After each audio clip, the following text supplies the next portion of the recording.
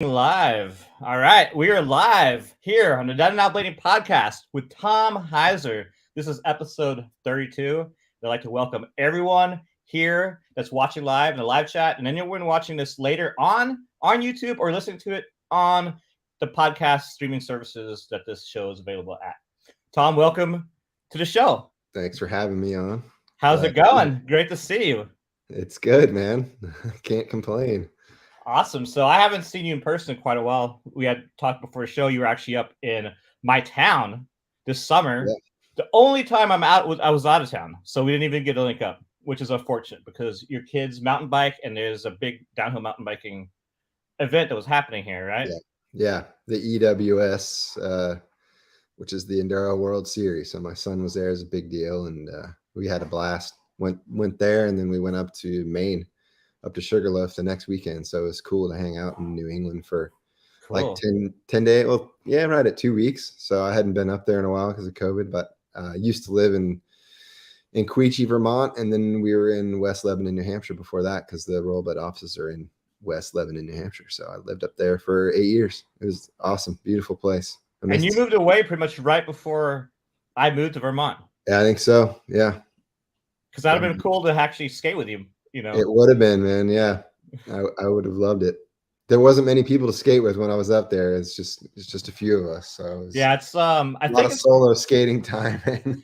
It's grown a bit here since you moved away. There's a really big scene now in Western Mass, like in Turner Falls, Northampton, West Hampton, which is not too far. You know, only about an hour and a half south of Lebanon. So that's pretty cool. Obviously, you have like Sasha Sims, Living Keen, and his crew. And that's amazing. And now you got some guys blading at Rollerblade. Well, Miles was there. He skates, and Josh. So those are the guys I skate with the most. I used to drag Miles out as much as I could get him out back in the day. I would bother him. He's definitely been skating aggressive a lot more this past year. You know. Yeah. He was sticking lots of distance skating and stuff, but we've been trying to get a bunch of sessions together. We do our road trip and all that stuff. Miles drives the Rollerblade van for those of you people that don't know, and he also. He's a marketing assistant, so we work together a lot and helps me out with a bunch of stuff, does all of our events, and you've probably met him, the big kind brother with the beard. Yeah, super nice guy, super knowledgeable about skating. Yeah. He also does all the skate to ski events around New England here. So it's a pretty cool concept, which we'll get into as well. So I want to start just with your background a little bit. Okay. How old are you now? First 47. 47, so you're 1 year older than me. I'm 46, so we're pretty much the same age. And I want to know, like, how did you get into skating initially? So you probably started skating what, like late 80s, early 90s? Let's see. When I was 15, I got my first pair of skates. So that would have been about 80 something, right? Yeah, it would have been the late 80s. So I started out kind of getting rowdy on a BMX bike, and then from there, I found skateboarding and loved it. And then when I was, I guess I was 14, my dad got a job to work for this furniture company in Manitowoc, Wisconsin. And so we moved up there, like from Atlanta to a small town, and it was kind of this deal where I was literally in my driveway skateboarding, and these dudes went by on skates, and I was just like, whoa, what's that? I mean, I'd seen it before a little bit, but I can't remember if I waved those dudes down or they waved me down, but they stopped. We started chatting, and they were like, yeah, we play hockey, and I was like, I want to play hockey this winter. I've always wanted to play hockey. My uncle was into hockey when I was a kid, and so they're like, yeah, you got to get some rollerblade skates, man, and we'll teach you how to play roller hockey. So that, my birthday was in July, and I begged my pops to get me some skates, and kind of the rest was history. And moved back to Roswell, Georgia, only after being up there for like less than a year. And hanging out with Andy Cruz and my friend Matt Cubis, like I would skateboard, but I also bring my skates with me to the spot. And then slowly but surely, I just was on the skates a lot more. It was just like clean slate. There was no one was doing anything yet on them. I didn't even know what people were doing on them. There wasn't magazines or videos really. There was like one promo video that the bike shops would show, I think, like people stair riding and stuff, and that just sparked my creative mind as kind of a skateboarder. I was like, wow, this is a whole new thing, and like it was just amazing to like be able to ice skate on the streets, basically. Right. And so, and then to like do sort of the fundamentals of skateboarding, but way easier, like jump downstairs and over stuff. It was really cool. And then the speed of it, I remember just like bombing hills and carving around and like wall riding. And then in downtown Manitowoc, it's this really small town, but there was a Budweiser factory there. And it had this big, like, from my mind back then, it seemed big, but it's probably like 6-7 feet tall hip, like just this kind of weird form transition thing. And I would just go down there and air that thing for hours and just love it. So that's what happened, moving back to Atlanta. And then I was just like in the skateboard team with these skates and riding with my buddies that were skateboarding. And it was pretty awesome. It was before all the kind of the lame hate started on us. Right. Yeah, I mean, that was the early days. Beautiful time. I remember back then in Austin, you had a lot of people who were really good skateboarders who started blading too, and they would do both at the skate park. They would bring their blades and they skate. That was me, blades and their skateboard, and they would do at about 50-50 at the park. And those promo videos you saw, that was the old Rollerblade promo videos, right? Yeah, it was with like Chris Morris and Pat Parnell was in it. See, I used to watch those all the time because the skate shop in my town, Armadillo, had those on VHS, and they would let you check them out. So I sit in my house watching these like promo videos. It's funny. Skating's kind of going back to that, which I love. Yeah, like that, but cleaner, more refined. Yeah, it's like that mixed with grinding and like. Yeah, skating looked really horrible for a long time. When most people no one knew what they were doing. I mean, it was new. It's kind of like I feel that way when quad was first starting again. It reminded me of blading in the 90s, right? It really, it kind of still does to me. Like I was just a blading cup, and the blank tent was right by the, mini ramp, and there was a lot of quad skaters, and there was a handful of people that were ripping and making them look great, but a lot of it was just like, it really reminded me of like 1994. A lot. Right. Yeah. At the Spring Blade Cup, there was a P rail there, and quad skaters and bladers were skating it, and it reminded me of bladers skating with themselves. Well, the bladers from today skating with themselves 20 years ago. Granted they were quads, but it was like it felt that way to me. And I said that exact same thing to Cameron Talbot when we were just chilling. I was like, this is what I really like about it is the quad scene has so much positive energy, and they're all stoked on skating. Yeah. And I feel like rollerblading has always been a little bit too serious for a long time. And I think that they're bringing that kind of like stoke and like fun to the rollerblade or the inline skaters, at these events and stuff. They're having a ton of fun, man. And it's definitely fun to see. Yeah. And you had mentioned Andy Cruz.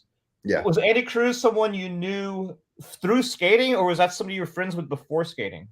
No, I met Andy in 3rd grade, man. Longtime friends. So he started blading before you. No, he didn't. He didn't. Okay. And I think we met at the roller skating rink as kids. I used to whoop up on him in the races pretty bad. No, but he, and so like we were hanging out a bit before I moved, and then when I moved back in 9th grade, that's when it really just became basically brothers, hung out all the time, and I was like, you have to get skates, man. And he got skates, and that was it. Like he got pretty hectic. So he used to embarrass me a lot. He like just because I was like a skateboarder. There's like certain style and stuff and clothes, and he was all over the place. He'd wear like little kind brother hippie skirts sometimes. Yeah, it was fun. I remember him being pretty outrageous in old videos and stuff. Yeah, he's a legend. Now, who was the first one of you to do a handrail? Me. You. Sure. Yeah. Were you guys like how competitive were you two? I was way better than him at the beginning for quite a while, and then he just started clicking for him. All right. Yeah, I showed him a lot of stuff, and then he just had this really rad way of looking at stuff differently. he made up the kind grind sweat stance and like all. Yeah. Some of my So all favorite of those tricks. tricks. So like Yeah. on curbs, like imagine doing a kind grind on a curb. No, I've done a kind It grind on a curb before. look crazy, he's laying down and grinding. Yeah, that's awesome. I mean, yeah, he's such a legend, and he's still skating, right? I mean, I saw Yeah, some clips of he him a rides couple for years Blank, ago. man. He He rides for Blank. yeah. Awesome. Sponsored by Blank, Yeah, and dude. he's living in Finland still, Yeah, right? yeah. Yeah, so he's been out there for quite a while. He sent me some clips of him skating about, I don't know, a year or two ago, Yeah, and he rips, that's man. really awesome. Have you visited him out there? No, and he hates me for it, as he should, because I go to Europe like 2-3 times a year. But man, I got a family, and like it's when I get to Italy and stuff to work, it's like work time, dude. There's not a lot of Right. time to screw around and at tack on extra days. I travel like before COVID, I was like 70, 80 days a year on the road. And so just to be like, oh, I'm gonna stay in Finland for an extra week, honey. It's like One of these days you got to go. I'm sure it's going to yeah, be absolutely amazing up there. I'm going like this year, I hope, Yeah. I was able to like go hang out with Kyle Sola in Switzerland, is one of my dear friends, and because he does design work for us, so it's like able to go there and hang out in Zurich and do that. But yeah, I need to get to Finland, man. It's been a lot of places in Europe, and I haven't been to Finland. I really want to go. I haven't been there either. It's beautiful. I definitely would love to go and visit Andy. That'd be really cool. And he's still ripped, so he'll probably forever be fit and strong, dude. He's just a great athlete.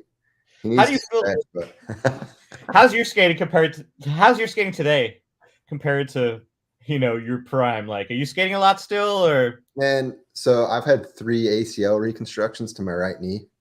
Oh wow, So that's a my lot. knee is like a freaking 300-year-old man. I love it, and I skate as much as it allows me to. Mm-hmm. I skated yesterday, and I paid for a little bit this morning. Was that the one you posted? You had a soul grind on it was like a curve Yeah. session. Yeah. That looked fun. I got this knee brace, and like it just hasn't fit right, and I cut up some G-form pads and like fixed the pads in there. Everything fits tighter now, and yeah, I was just like, all right, this will help, and it did. It was really cool. Like I could front side grinds were really weird on my knee, like used to create this weird pressure, but since they rebuilt it the third time, for whatever reason, I can front side again. And so I was experimenting with just front siding again, and it was weird. Like I really haven't done a lot of those in a while. And then yeah, it's been some months. I went to Italy for a trip this summer, and I was pretty stoked because my knee wasn't hurting at all. Like it finally stopped hurting after the third knee surgery. I was like, sweet, I'm good. And we went and we skated this like big BMX park thing for like a company kind of gathering, and it was ridiculous. I don't know, I just like missed on a top sole or something, and the surface of the ramp is like this strange skate like material, but it was textured. And so I went to just slide down on the side of my legs like I normally do. I wasn't even out of control. It's just like a pop off miss grind, and it like gripped the side of my leg and kind of torqued on my knee a bit, and my knee hurt for like almost 2 months after that. Oh wow. And I just didn't skate. I just was like, all right, this will get better, and it just kind of hurt. Just stayed pain pretty much every day, and even riding a bike was kind of bothering me. So yeah, I just had to lay off, man. And then recently I just got fed up with it. I'm just like, just gonna be pain. That's all there is to it. And I'm gonna kind of wear this knee out until I got to get a knee replacement. Mike Scott just got a knee replacement. He's kind of my prototype. I saw that. Yeah. He's my prototype. So I'm gonna see how it goes. See how it goes. And I've heard once you get it done, it's like when you get used to having pain all the time, to not have pain, it's pretty amazing. But better to wait longer as the technology just gets better. My buddy here in town is involved. That's very true. So he's just like, wait as long as you can, and I'm just gonna until the pain's unbearable. Man, I do miss it skating all the time. I can cruise skate park and mini ramp without too much pain, but like rough grinding on curbs and ledges and stuff kind of beats me up. I feel like for me, I've been experiencing a lot of pain recently in my knees. Yeah. And I think I was skating, until 2018, like 5 days a week.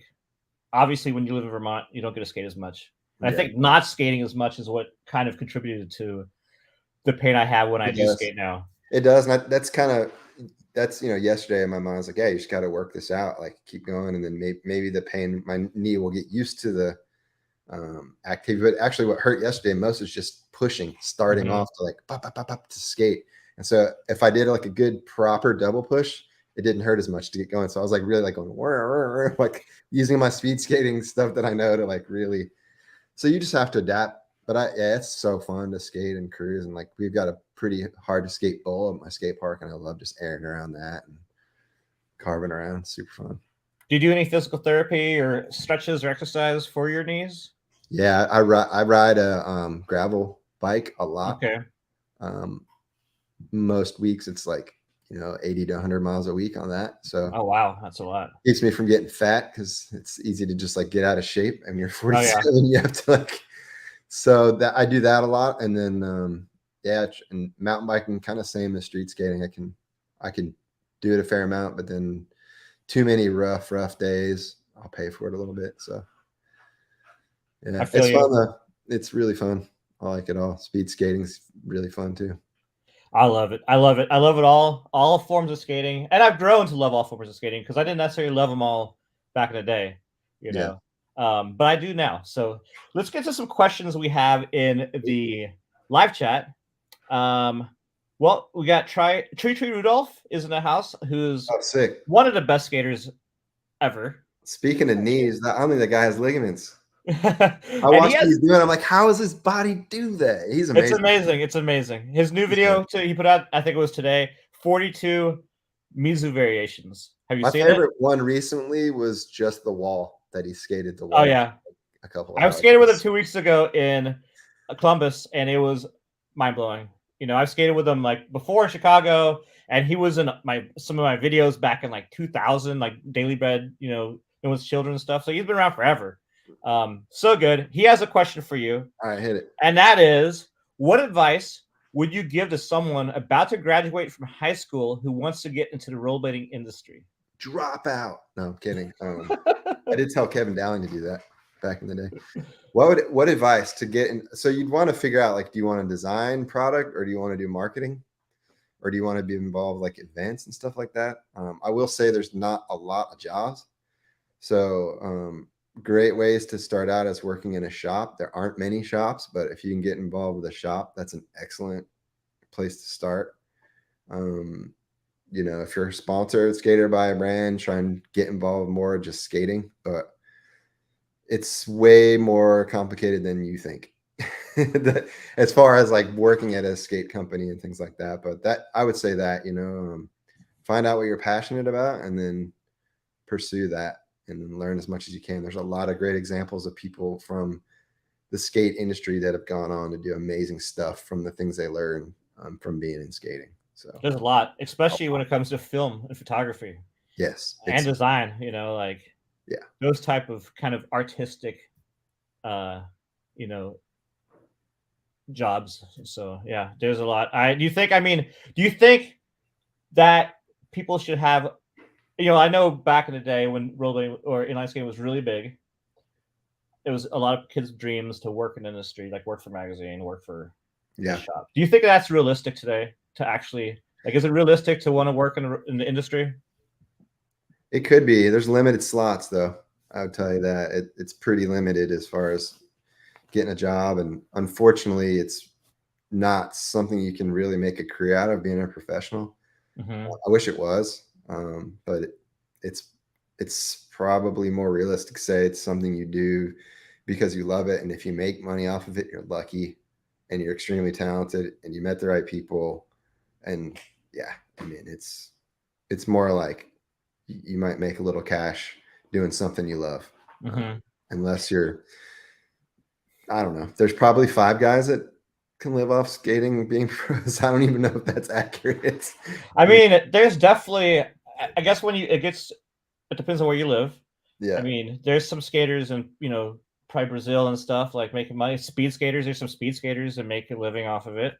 Like Bart Swings and, I mean, there's some people making money. Depends on who your sponsors are.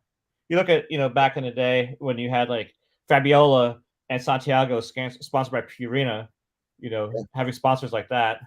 There's some people who made money for a little while, but a lot of money dried up and a lot of people spent their money. Yeah, you got to just be into it because you love it. I mean, I grew up in Atlanta before there was zero skate parks. We drive an hour and 20 minutes to get to a real crappy mini ramp that's on a hill and tiny coping, but it was the best thing in the world, And then we skated street, and then when the NIST tour came around, we learned how to skate bigger transitions, and never really. I mean, the guys that skated vert did pretty good because as the ramps got bigger and more X gamey, those dudes got to shine. But you just got to want it, man. If you really love it and you want to pursue it, you probably be able to figure it out. Guys like Matt Mickey started their own shop. I had my own shop for a long time. And shops is something that's been popping up a lot in the past 2 years. There's been a lot of new shops. You got to be pretty Canada smart. and the US. Yeah. Because I always felt like, to foster a scene, you need a shop, right? You need a place to meet up. Once a shop closes, a lot of scenes kind of died. So keeping the shops alive is important. So seeing all these shops open has been really cool. Now, you owned a shop, which you had just mentioned, Skate Pile, and you had that for quite a while, and it was also mail order, and it was pretty big. It was like one of the bigger shops in its day. How did you get into, how did that shop start? And kind of what happened with it? Because, it just disappeared.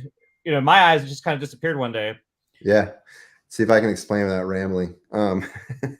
So I was working at K2. I worked there. I think the whole K2 thing was almost a 5-year thing where I skated pro for them. I blew my knee out right away at the first X Games. So that was the first time I ever got really hurt. And that's when I realized, oh yeah, this is going to be hard to make a career out of. So I really started to get involved with, right away I was doing skate design modification, and then that all went really well. And then the kind of the first decline of the industry started happening, and I was the youngest dude working at K2, and I got laid off. And I remember I always wanted to have a skate shop because there was a skateboard shop in Atlanta called Stratosphere Skateboards. And that place was always super cool to me as a kid. And then I worked at a shop called Go With The Flow. That was like a paddle sports skate shop place. They sold skates and skateboards. And I always thought it'd be really cool to start a skate shop. And I remember I got laid off, and then I called my brother immediately. My brother's a few years older than me. And at the time he was involved with internet stuff. And it was all when the internet was pretty young. And I was like, yeah, I'm going to move back home and start a skate shop. He's like, we should start an online skate shop. That's the future. And he's like, you could use your name, all your friends' names, and it'll blow up, man. You learned what you did from your retail experience, and then you worked at a skate company. Can't lose. This is a great idea. So went back to Atlanta. I was living in Seattle, working at K2. I went back to Atlanta, and I wrote a business plan with my brother, Steve, and my wife, Erin, who's also very smart. And we're blessed to have a lot of people from a lot of different backgrounds around us. So we leaned in on a lot of people that had business sense, and wrote a really good business plan. And we raised some money. And Frankie Lascabio, who was a dear friend of mine back in the day, he was at Atlanta College of Art where I was going to school, and I dropped out to be pro, moved to Seattle. He stayed in school, and he learned graphic design and web design stuff there. So I immediately tapped him to be a partner. And so we started it, man. And then it was 1999. And the thing went from basically Aaron and I working full time, Aaron's my wife, and Frankie working part time, to quickly becoming full time. And then a couple of his buddies that were really talented guys. And we built this website, and it grew like crazy. Within 3 years, I think we had 20 people working for us, and it was booming. We were Rollerblade's biggest dealer for street and park product, Razor's biggest dealer, and it went off. It was super, super busy. It was stressful. It was amazing. It was rewarding. It was terrible, all at the same time. And basically what happened, man, is when we got started, you had to build a website yourself. So we had a guy named Joe Wright that I went to high school with. He's my brother's friend, a couple years older than me. He was a freaking genius, and he figured out our back end of our website, which controlled our inventory, and it did things that a lot of places are just probably able to do just a few years ago. You know, it's like optimum reorder quantities and all this cool stuff. So we were able to really just like kick ass with our business. And kind of the mistake that we made was that we started physics frames at the same time. And physics was awesome. But the two businesses, the cash flows don't really work well when you have a hard goods product like physics. You're buying product for like 3 to kind of 5 month periods, and you want to sell through that and flip it. But you want to have inventory in your warehouse. Where skate piles kind of thing, where it's like I'd order Mind Game or Senate product, and I want to flip that stuff, and 2-3 weeks later I want to have the replenishing coming in. So you're constantly flipping your inventory. So the cash flows didn't meet. And then the other thing that happened was that places like Aggressive Mall came in, and you name it, Blade in Action, all these places, and you could go, like YouTube had a template where you could have an online store kind of business. And that was super cheap compared to what we paid for to get our business started. So there was that, and the industry was slowing down quite a bit. And so it went from 20 people back to Aaron and I at the end. And we had the business for 8 years. And after that, yeah, it kind of did go pretty quick, but it was clear that the industry was dwindling and that there wasn't a business to be had on just street and park skates. So we bailed out of it, and we actually sold skatepile.com to Roller Warehouse, which exists today. And that's the long and the short of it, man. Did you not have any interest back then to carry rec skates? You know, we did, but the two customers it's not like how it is now, where you have, you know, like you and I, we have big wheel skates. We got our street and park set up. Back then, you were either into street and park skating and you thought the other stuff was completely lame. And so the two weren't really jiving. I think we tried a little bit at the end, but it was too late. We were already, the writing was on the wall. We were in debt too much. But for 8 years, it was a great business and it killed it. And I learned a ton. And that's how I got hired by Rollerblade, because I had the experience working at K2, and then I had my own experience running a business for 8 years. So it was an awesome learning experience. And it was. Do you miss it? You know, I do some days, like being in charge of all your own stuff and being able to call the shots is something pretty special, but it is stressful, you know.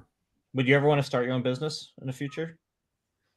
Thought about it. My accountant's like, you'll be back here in a couple of years starting your own business. But Rollerblade's treated me well, you know, so I haven't really had a reason to go do it. I feel like, you know, you've learned a lot throughout the years and learned from your mistakes. And if nothing else, you have enough knowledge. If anybody wants to open a skate shop, they could possibly approach you for advice. I've given a lot of advice for skate shops. I remember when Gabe Holmes started Thorough, we spoke a lot. Roll ATL in Atlanta.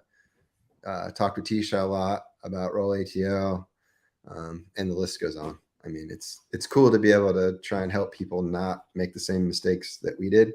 And sometimes you see people do the same mistakes we did, even though you told them not. Sometimes you gotta, you know, it takes a special kind of personality to go for it. It's risky. We have Rockin' Roll says, no way, Tom Hyser. Think he was the first person I ever saw do a fast slide. And now that I think about it, I think you're one of the first people I saw do a fast slide either. It was like a K2 ad or something, or yeah. It's funny people think I was doing a fast slide in that ad, and all it was just an air I used to do to pretend it's like a tail grab. I would like go 90 in the air and then kick my foot out and grab my back foot like I was doing a tail grab on a snowboard, because I snowboard a lot. And it just, my foot lined up to this rail, like in the picture. Okay. So it looked like I was doing it, but I was doing fast slides at that time, like a long time ago. It was actually one of the first tricks that we did, because there was no space between your wheels. And we would just wax rails up and just like, we called them pressure slides. We would just like go up and slap our feet up there, and your feet would kind of land royale a little bit just to get it to slide. And we would cut plastic up to make grind plates, because we started damaging our frames and stuff. But yeah, I definitely, whatever on video, might have been one of the first people to do it. But Like Scott Crawford was probably doing it in Australia at the same time as me. I was just the guy that got the photo. But now, like how like David Sizemore and like Alex Roscoe can do them. It's mind blowing. That's a different trick. It's mind blowing. Just balancing it. I mean, that's a different trick. I don't know if you're familiar with the Dallas kink rail in San Diego. It's a really big, like 20 flat 20 kink. And Chris Haffey tried to fast slide it in the rain around 2001 and got down flat and then like just starting it down. And that's probably the craziest rail I saw anyone even try to do it. One of the craziest tricks ever, I think, was when Michael Bro Gumby freaking fast slid the Georgia Tech rail. It's like 32 Oh, stairs. Yeah. That's also gnarly. Insane. Yeah. And rock and roll goes back to Hoax 2, I'm thinking of. Yeah, that was pretty tappy, huh? But I'm calling it a fast slide. I appreciate it. It was a little balance, you know. It was like maybe 5 feet long or something. But that was that era. There was a lot of kind of jumping out over the stairs and tapping a rail. Yeah, and landing on the ground. Partially because the skates weren't that great for doing those tricks. They weren't. I mean, the sole plates were grinding on rivets, and there was like that much. Yeah. I am proud of the alley-oop sole I did in that video. That was hectic. And that's legendary. That's one of the most legendary videos of the era. The Hoax 2. What was it like being part of that project?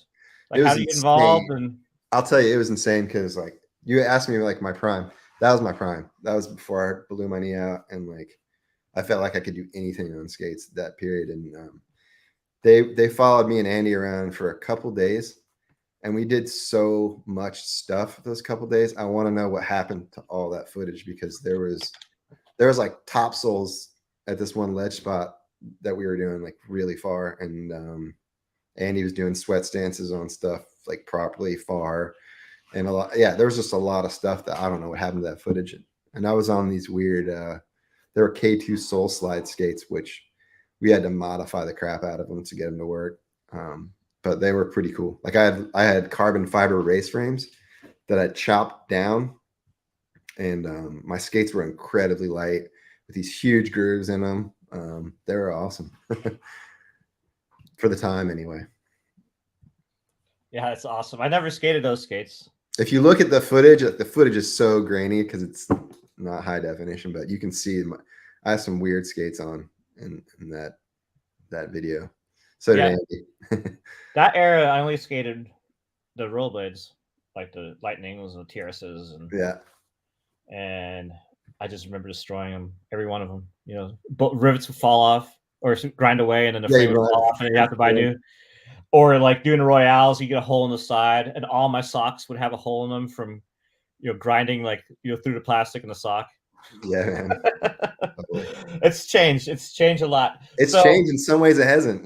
With the Lightning skate, still people skate M12 is the same exact boot. It's like sometimes I'm like, God, we've not come very far. When I see some of that stuff, but it is crazy. Obviously, you have better sole plates. Better frames. Like better frames. At the same time, some of the boots, like there've been a lot of new boots, and there's some really good boots, but there's been a lot of boots throughout the years new that aren't good, and the older boots are still better than them. That's a lot of skates have just come and gone throughout the years. 100%. It's because it's extremely expensive to make molded boots. Mm-hmm. It'll cost you probably $600,000 to $800,000 to get a proper run of molded boot shells and cuffs and sole plates and frame. I mean, there's a reason why kids are like, oh, they just updated the colors again. Well, that's why, dude. So you work for Rollerblade now. You've been working there for how many years? I think 12. 12 years. That's quite a while. So you've seen a lot of changes happening at Rollerblade. Yeah. Was it owned by Technica when you started there? It was, yeah. It was. So you've been there the whole time. It's been part of Technica Group. Yeah. Now, throughout those years, you guys focused. I feel like Rollerblade, the main focus of Rollerblade is like recreational and getting people on the skates. So having like entry-level skates for children and rec skaters, and then you had aggressive, and then you do some speed, and then aggressive kind of went away for a little while, right? And then you brought it back with you brought it back later on, but you didn't have a team. What happened during that period? Like when you guys had you have a lot of sponsor skaters on Rollerblade for aggressive, then it went to none, and then you guys brought it back. What So happened during that period? So the time when Rollerblade is just booming, that's when I ran Skate Pile. That was like when Broscow and Chris Farmer and John Starr, and they had this massive team that it was all the best riders. And that was when Ezekwe Anderson was running it. And then I've heard stories about why it all kind of went away, but by the time I got on, I was rebuilding everything and kind of fixing all the madness from that fallout of Ezekwe. There was some big battles with Ezekwe and the people running Rollerblade at the time, and there was different owners. And I don't really want to get into any of the things I've heard because I wasn't there, so I'm not going to speak to that. But I will say that I came on and I had to kind of rebuild the street and park side of things, and it was hard because there was a lot of people that were just like bummed on Rollerblade for it. But it's funny because people don't understand business. A lot of times it's like companies are bought and sold and it's different people running stuff now. And so there was a lot of that when I first got on. And they brought me on, and the first project was going to be to create a completely new street skate.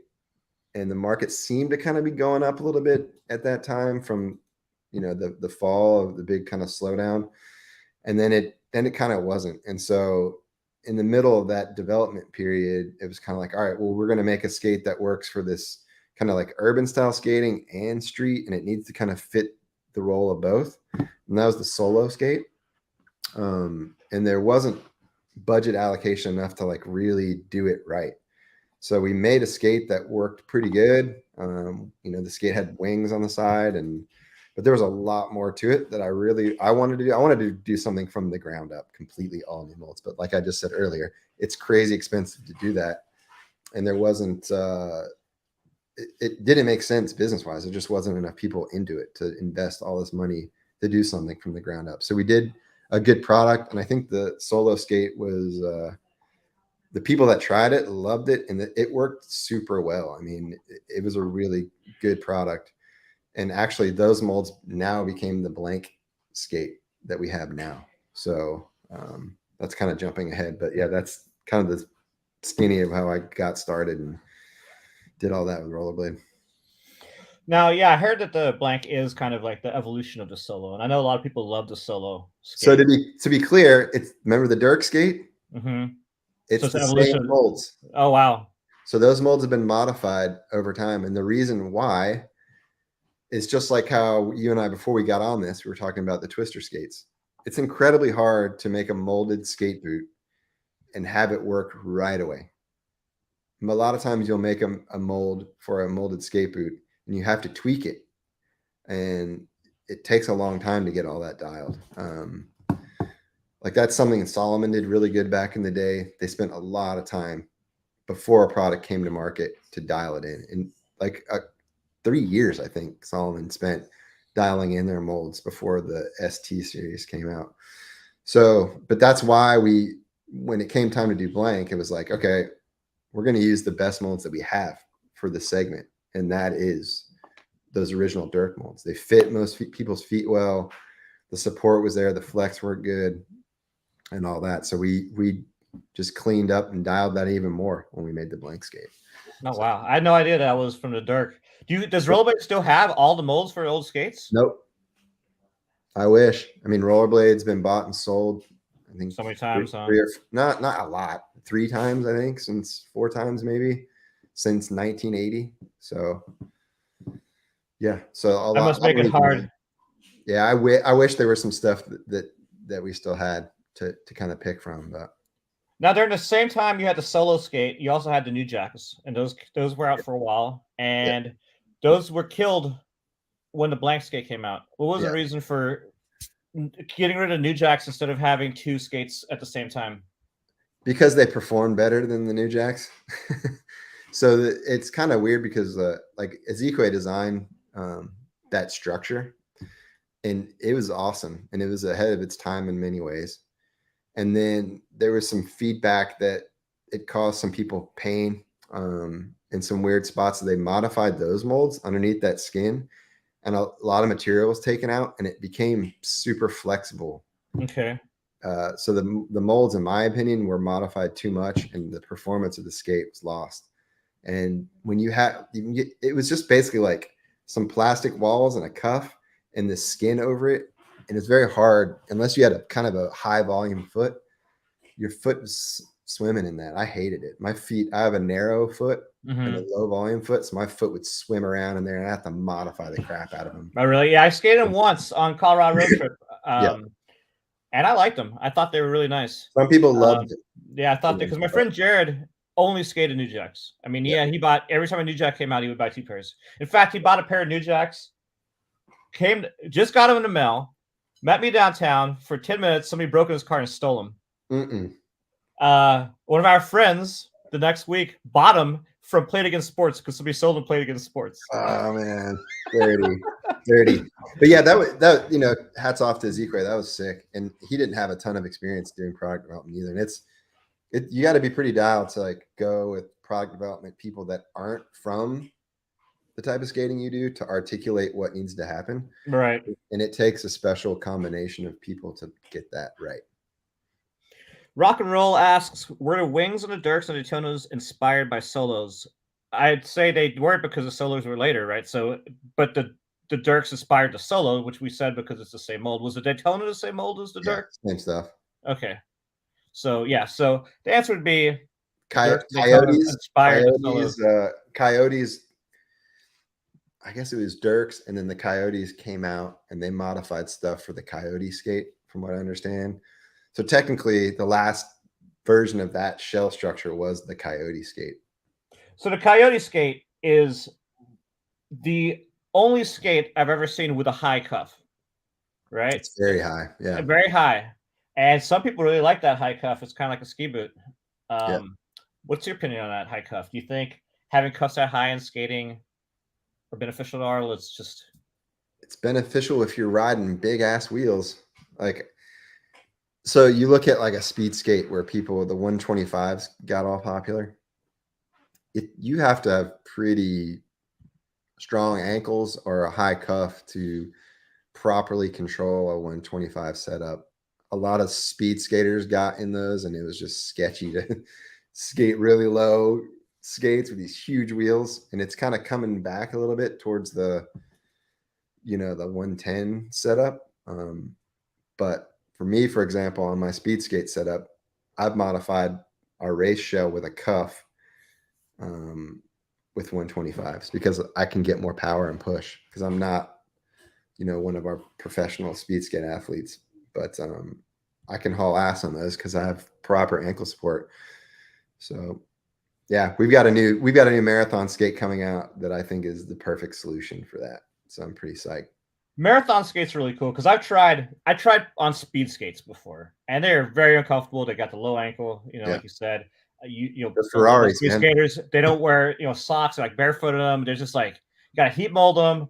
They tape their feet sometimes. It's like the marathon skates are nice because they have a cuff. Usually, they're cuff. They're a little bit higher. Yeah, and they're more comfortable. And you can do some long distance skating. And your guys' skate, what's your guys' marathon skate called?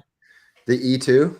The E2. And that's a really cool skate. It's a good skate. Yeah, that thing, you can fly in those things and have proper support and control. It's really cool. All right, back to the live chat. If anybody has questions for Tom, feel free to ask them, and we will try to address most of the questions in here. Go to a couple of comments for Tom. Tom Hyser, one of the OGs that stayed in the industry and just kept doing things all this time. So shout out to you, Tom. Thank you for staying around for all these years, which is awesome. And then Sean Michelson talks about, not that it was the wrong direction, but skate tech frames / wheels went from tall frames and big wheels to short and small. Tom definitely gets credit for the trend of big wheels coming full circle. Oh, thank you, man. Another compliment for Tom. The fans love you. Love you guys. Question on the blank from long-term squatter. When people complain that the blank boot is heavy, what is the main contributor to that issue? Yeah, it's the frame. The frame that comes on it is we designed that frame like when Rob G and David skated for Rollerblade. And I don't know if you've seen Rob skate, but he grinds long ass rails and ledges, and he would literally like wear through sidewalls. And so we made I designed that frame and we made the sidewall super thick. A lot of frames are breaking in half at that time. Like you get a deep groove and your frame would just crack. And so we're like, all right, we're going to make this thing burly. And if you're looking for a frame that is going to last, if you skate street and ledges a lot, that is the frame. Like I've never seen one break that frame in half ever. And that is the weight contribution to that skate, is because the frame is really super strong. It's really stiff though. When people get on it and they skate, they're like, whoa, this feels really fast. And the reason why is because that frame it's stiff. There's no torsion flex. Like if you get a ground control frame and you squeeze the ends of it, it'll flex. If you take a blank frame and squeeze it, it's rigid and strong. So it performs super well. It grinds incredibly fast on coping and rough stuff. But that is the contributor. And we have a new frame coming out this spring that is it's a flat rocker frame, but it's lighter than the anti-rocker frame. We thinned it out in a lot of ways and took some cues from some of our older product. And Kyle Sola and I developed that one together, and I'm super proud of it. I've been skating it a bunch. Like those clips you saw me on Instagram the other day, skating curbs, that was flat rocker with 64 millimeter wheels. And when do you expect those to come out? No wheel by this spring. The spring, okay. Yeah. So we'll start leaking more of that stuff soon. Some good images of that. So. That's really cool. So I have the blank skates. There you go. Yeah. And this is the blank Sean Keen. Now you have the team skate out, which is pretty much the same thing, right? Just a different colorway. It is. I recommend it's like that frame, for example. Originally, the groove was like 5 millimeters lower. Okay. We brought it out so it could work better for flat, and you can certainly skate 60s flat on that. But that frame is best anti-rocker. It's an amazing anti-rocker frame. You can just like Sean Keen skates that frame, and yeah, I mean you can see. Yeah, I didn't skate him anti-rocker yet, but I did get wheel bite on him with the flat setup, so I think that anti-rocker would have been better for that. So I saw your unboxing. I watched it today. I was like, the anti-rocker wheels were in the box. So Miles somehow sent you. They come with anti-rocker wheels. No, so I found the anti-rocker wheels later. They were inside the liner. Ah, okay. Right. So the anti-rocker wheels were in the liner, which I don't know if that was a great place to put them because, I didn't notice until later. Not to have a bunch of plastic packaging and crap, and so they in there. But yeah, I mean that skates like the value is pretty cool because you get 8 hydrogen wheels and anti-rocker wheels. So if you set it up anti-rocker, which that's what I'd recommend doing, then you have extra set of 4 60 millimeter hydrogen wheels too. And the liner is absolutely amazing. Very comfortable. Yeah. For a stock liner. I know a lot of people like, you see a lot of people getting aftermarket liners these days, but for a stock liner, I think these are pretty cool. I have a link in the description below if you want to check out these skates more in detail. You can check those out online. Not just because I work there and I help develop that, but I think out of the box, you can't beat that skate. I mean, and most people I think are probably still skating anti-rocker, like from what I see. I'm stoked that flat's getting more popular too, but yeah, I'm always unsure on that because I feel like most people I know skate flat just because the speed of it. And it's like way better. Flowing and stuff, mainly, and also because a lot of people also like start doing big wheel. So it's like if you're gonna do big wheel and then go back to anti-rocker. If you're purist, our new frame. I mean, I was a flat rocker purist, dude. I skated for Cosmo back in the day, and I used to give people so much crap for skating anti-rocker. But this new frame that we developed, it's insane to have 64 millimeter wheels. You can skate all the way across the city, hit spots along the way, and it's pleasurable. I mean, you can skate over bumpy stuff, and it feels so good to have a frame that I'm like, okay, this is what I wanted, So yeah, that's really cool. Yeah. Now let's see a couple more questions we have. Long-term squatter asks, would you ever revisit a suspension in a frame? For sure. You say it's all about the size of the market, man. We had physics. It was incredible. We had the best riders in the world on them, and it was insane. And but people still wanted to buy like ground control frames, and a lot of it just came down to marketing. Our marketing was good, but I think John Elliott had a better marketing than us, and he had some riders that were even more influential at the time. And so you know, that's kind of what it came down to. And the frames were $150, where you could get, you know, like a ground control frame for whatever, $60. So it was a big stretch to get these frames, and they were kind of complicated to work on. But they were pretty dope, man. They worked really well, and I have a new design for them in my head, and hopefully one day it can be made, but it doesn't really make sense right now with the size of the market and all the different frames out there, and everyone's skating different stuff, and it'd be tricky to be like, okay, it might work now. I mean, you look at people buying Wizard frames; they're really expensive, and I think now the age demographic of people that skate street and park, it's like 30-year-old dudes. Yeah. You know what I I don't mean? think $150 for So, frames is an issue today not as it was anymore. back then. Probably not anymore. But it would take some developing and some special to get it going. But maybe, man, it would be cool to do it. I'd love to do it. Do you still have the molds for physics? Nope. I don't have the molds for physics. What? We were getting them made at the end in Mexico, and there was, like, when Skate Pile and Physics went out of business, there was money owed, and we barely got it paid back, and we had no money to recover the molds there. And if you don't take care of molds, they were just sitting on a shelf, and they probably just got all pitted and screwed up because we owed money for so long. And unfortunately, that's unfortunate. Yeah. But, you know, if I was to do it again, it would not be that design at all. Well, like that frame's good, but it's not anything. Yeah, I mean, it's 20 years ago now, right? Almost like it's an old design. It's now, old. Andre Howard has a question, super chat. Let's see. Do you have any memories you'd like to share of physics? Do you think that frames are still not at their technical potential? Well, memories of physics were amazing. I remember, there's a dude named Keith Longino that had sprung suspensions, and he came to me when I worked at K2 right before I got laid off. And he wanted to sell the idea to K2, and pretty peculiar cat, very hard to work with.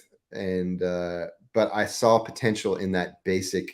He had made stuff out of like stuff from the hardware store.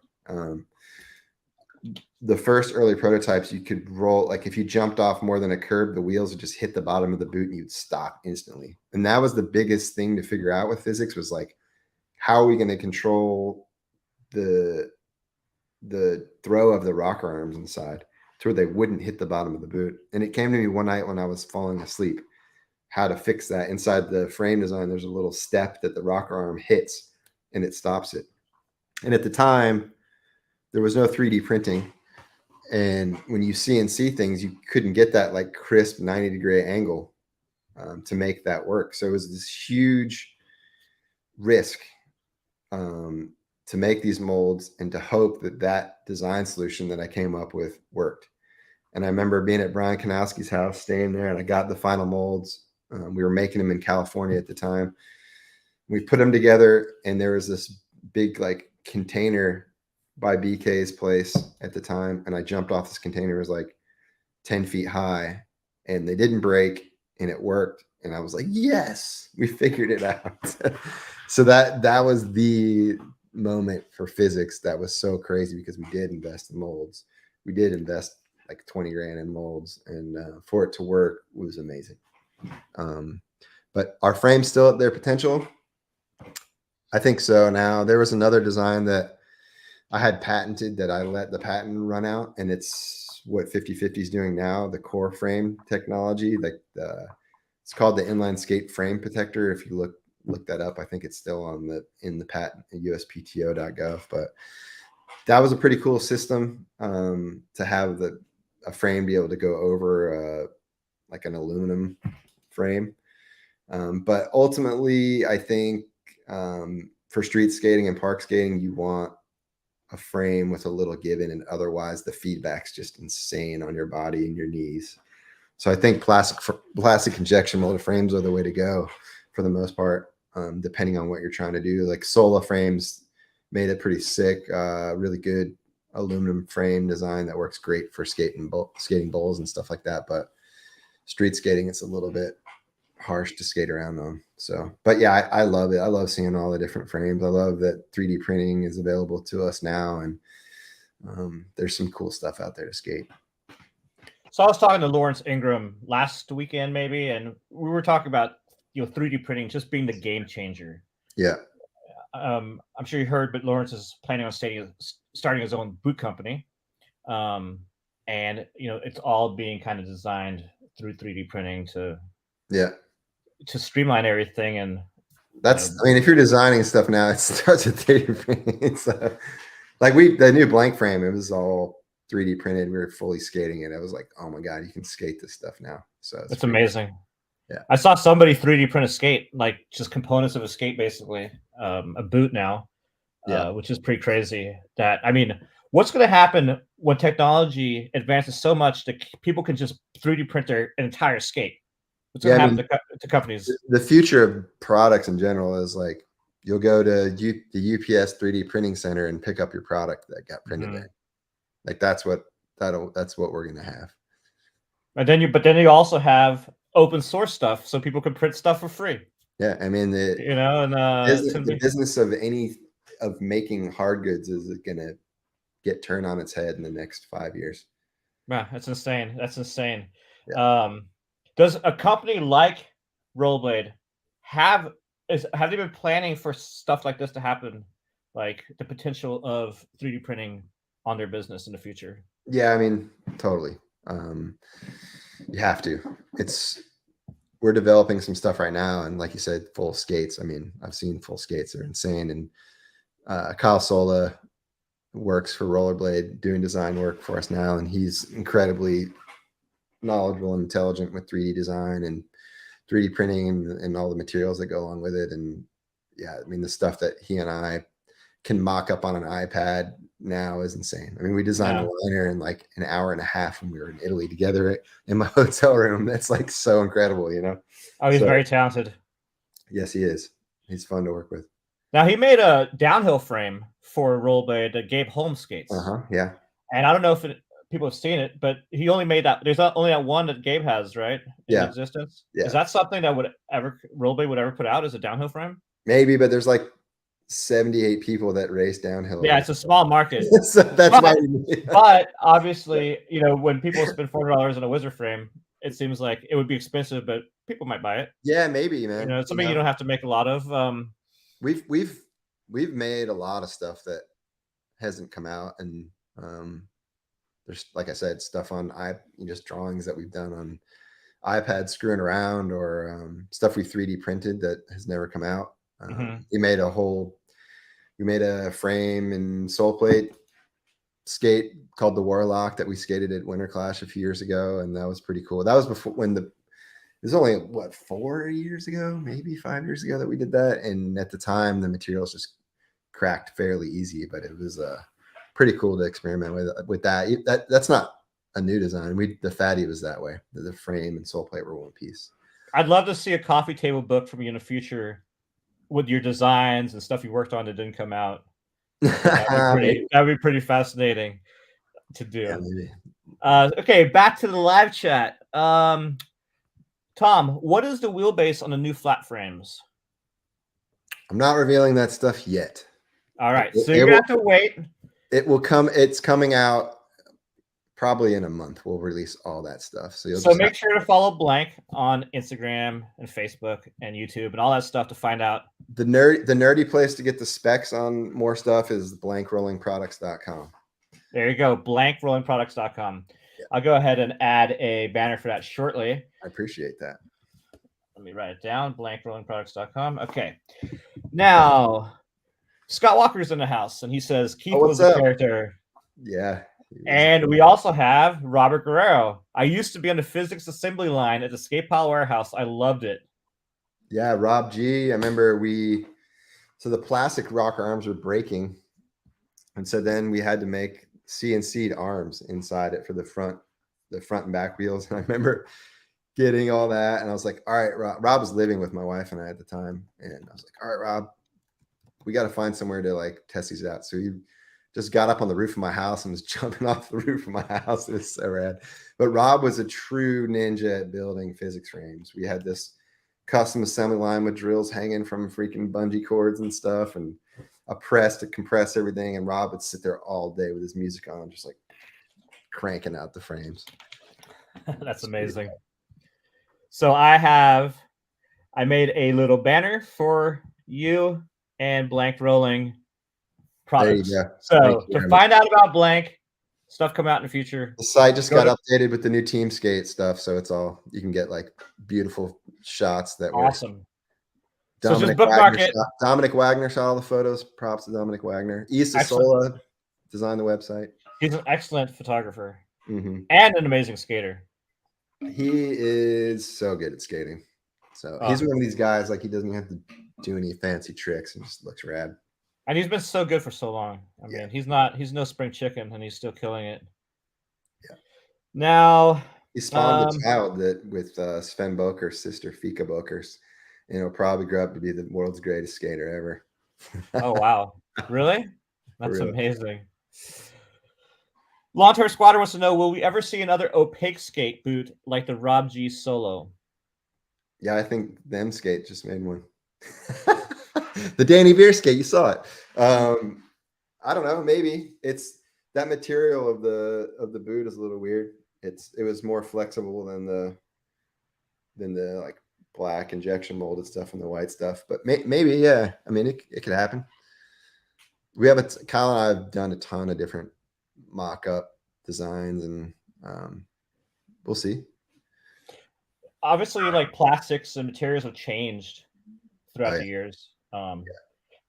Is there some things that were impossible to do back in the day that you can easier do now? Like, I was clear things weren't really as possible a long time ago, was it? I mean, yeah, I mean, injection molding for like ski boots and stuff, there's some cool materials they're working with that are very expensive. That is pretty neat to look at. And then, yeah, I mean, there's stuff it's always developing. There's always material science that's moving at a pretty rapid pace. Pine Top says, thanks, Tom and Jan, for everything you have done. Thank you, Pine Top. Yeah, Pine Top. Love you, bro.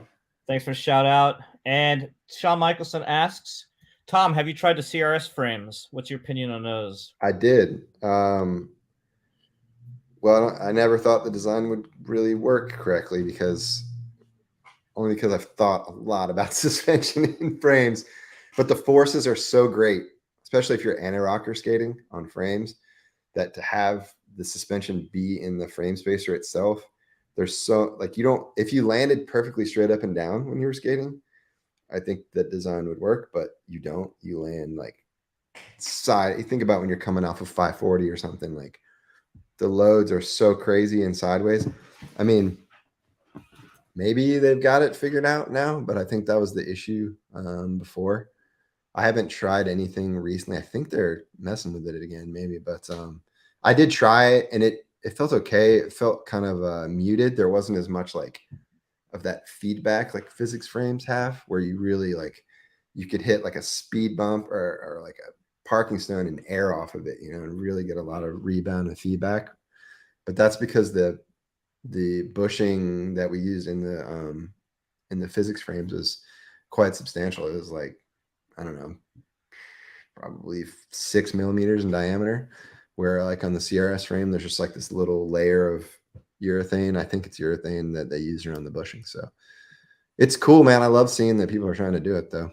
And I think Create Originals is a cool brand. Sure.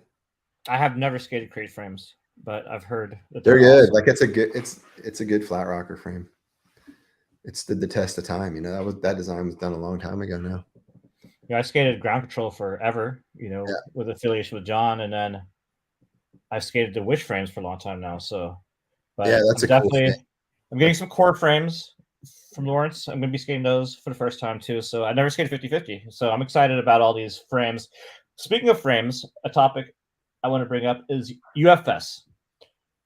Talked to a lot of people like Matthias and different skaters and company owners with the opinion that UFS is an outdated mounting system, from the frame positioning and things like that. What's your opinion on the UFS standard? I don't know. I mean, it's pretty cool that there is there's a standard. Things like Create Originals came out of that, right? No, I mean, I agree that what happened with the brands is good, but today, like the UFS is UFS good, still good today for the positioning and how it's mounted to the boot. So when you get into like making split system frames, which that's just the old school way of saying like what a wish frame is, right? The middle wheels are spread apart. What starts happening is your mounting hardware gets in the way of your wheels because you always want to make your feet as close as possible to your wheels for balance. So like if you look at the blank skate, that's why the middle, the sole plate's cut out so that the frame mounts directly to the boot and your wheels are as close as possible to your feet. And it's the lowest riding setup out there besides like the USDA on. But then you sacrifice the ability to customize your setup from that. But yeah, it's a bit outdated. I think it is a bit outdated. But it's tough to switch all the stuff around to go back now. It's for what I said earlier. It's super expensive to develop molds. Once you've committed to the UFS reality. It's quite an investment. I mean, all the frames and all of the sole plates would have to be changed. Yeah. Or modified if possible. Yeah. Which is definitely, I mean, it's possible, but it feels like you got to understand about the consumer. Like you go back to physics, like it was this very technical product. And then you have this group of people that are into the sport and only a certain amount of that already small kind of group can understand really technical stuff and why it's better. So that's always the trick when you come out with really high tech stuff. And it's easier now because you have social media and stuff to explain a more technical product, but it was really challenging back in the day, but it still is now. I mean, I was just looking at endless frames stuff today and there's like all these different wheel systems. And I've been in the sport a long time. Like, what wheels would actually fit in there, and then adjusting your frames back and forth and all this, mounting up different stuff. Cause I'm always trying everything. And it's like, do I even have my frame mounted centered here with this particular setup? And so you've got to understand that, especially back in the day when the consumer was much younger, they didn't understand all that stuff. They didn't understand that there was special UFS bolts you needed for a physics frame and all that stuff. So there's a limit to how like tech things can get. You have to understand the consumer that's using it in the end. That's why there's skates out there that to me are incredibly low tech that people are using because the marketing's good. So I don't like name anything, but well, that's with anything. Marketing is always 50% of it. Yeah, especially when you're dealing with a young demographic. It's like that. In some ways, it's more important than the product being good. Mm-hmm. I mean, you could have the best product, or you could be the best musicians in a band, but if you don't look cool, you can't market yourselves. It doesn't matter. It's huge. And that's one thing we did with Rat Tail. It's like the wheels weren't necessarily special. It was Bravo wheels, but marketing. Our marketing was. You really guys good. did a great job at that. Props. I loved all that stuff. I love 4x4. I love the video. I mean, God, I don't know. It's gotten much better than that, Jan. The 4x4 illest ever. And John Elliott was so talented. I wish he was involved with the industry still. Like, it would be a different environment. Yeah. No, John was definitely very gifted. And he was a really good artist too. Yeah, we're lucky to have some people that are still in the mix. We've lost some really rad characters that I wish were in the mix, and we've had a lot of people come back in the past couple of years. We have, man. And I know people come back for different reasons. Some people have come and gone again very quickly. Some people have come and stuck around. Yeah. I feel like with a lot of people coming in, it depends on what you're coming in for, right? You're coming in to skate like you did in 1999 or 2000, or you're coming with the open mind and trying different things. Yeah. Some people basically, it's like they feel like they did the first time they ever skated, with the new styles of skating, which is pretty cool. Yeah, that's great. Let me see. Pine Top's got another question for you. When did Tom first see someone grind a handrail? And there was a video that I can no longer find of Tom and Andy in Atlanta doing big rails and other stuff, and it was titled 1990 or 1991 or something like that. Oh, yeah. You want to see like old stuff? There's a video. Let me look. I got YouTube here, but it's Andy Cruz. We need to put this up there because it's freaking pretty rad video. But yeah, I mean, you know what, man? I didn't see anyone do a rail.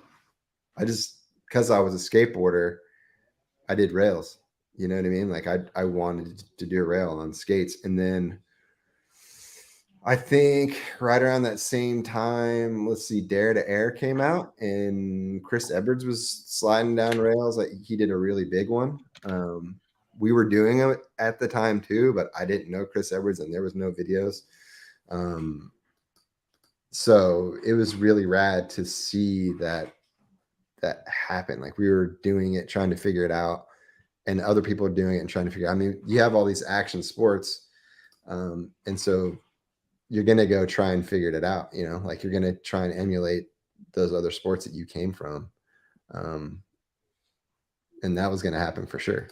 So I don't like it when people stake claim like I was the first to do this trick. You probably weren't. You might have just been the first person to be in a video for doing it, you know.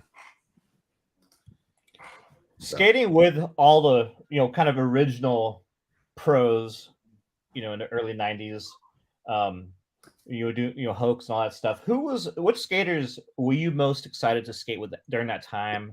What skaters like influenced or had the biggest impact on you or your skating in the early days of kind of aggressive inline? You know, like the guys in New York were always really rad. Ani was a skater from New York that was really ahead of his time, had a really great style. TJ Weber is still probably got one of the best styles ever that ever happened.